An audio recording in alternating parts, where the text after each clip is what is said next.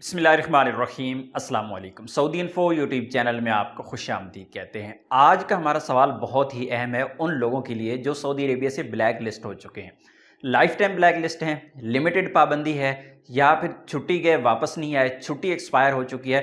तमाम सूरतों में आपके साथ एक मसला दरपेश आता है कि आपका वीज़ा लगता नहीं है, और बहुत ज़्यादा लोगों को कफ़ील या कंपनी ये कहते हैं कि हम आपका वीज़ा लगवा देंगे, एम्बेसी चले जाएं, हमारी बात करवाएं, आप एयरपोर्ट पे आएंगे, मैं ख़ुद लेने आपको आ जाऊंगा, आप वीज़ा लगवा लें।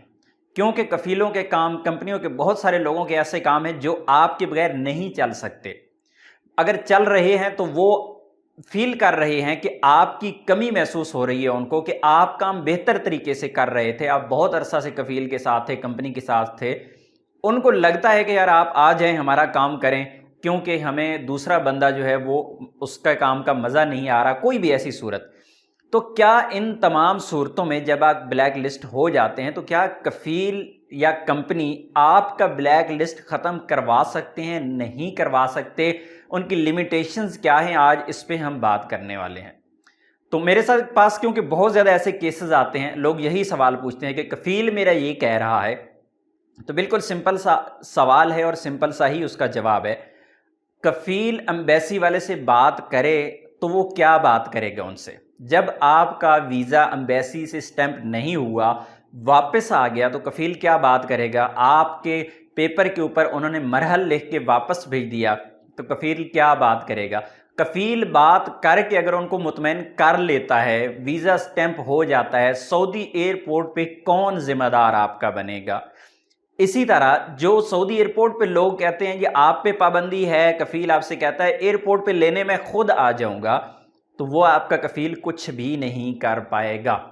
क्योंकि ऐसे लोग जो धोखा खाते हैं कफ़ील के कहने पे, कफ़ील उनसे ये कह रहा है कि आप आ जाएं, मैं आपको ले जाऊंगा, कोई मसला नहीं है, तो आप अपने कफ़ील या कंपनी से ये कहें कि अगर आपकी इतनी पहुंच है तो आप मेरी पाबंदी ही ख़त्म करवा दें।